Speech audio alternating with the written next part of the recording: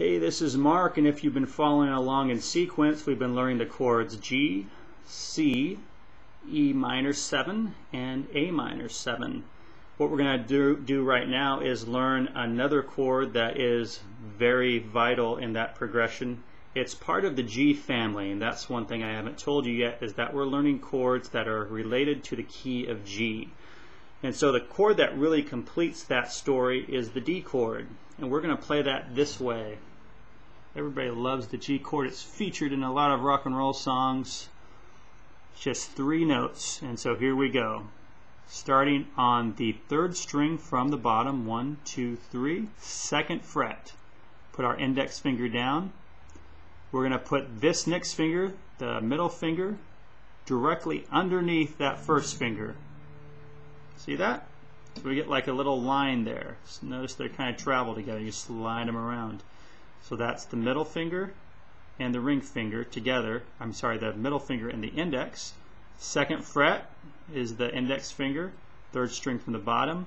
The 1st string at the very bottom is the middle finger. And then we put this ring finger right in between the two, forming what appears to be like a little triangle. Can you see that? So this finger is on the 3rd fret, 2nd string from the bottom. Okay, so 1, 2, right underneath, 3, and we got a little triangle there.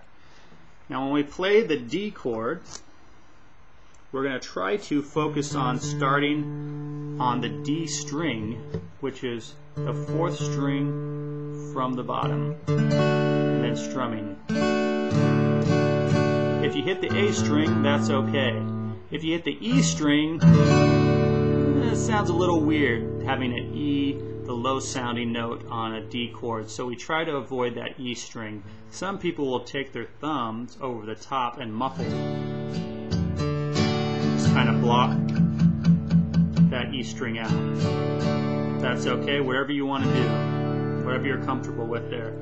So we've learned G, we've learned C, we've learned E minor 7, we've learned A minor 7, and now D. Now one way I like to switch, I'll show you a little trick.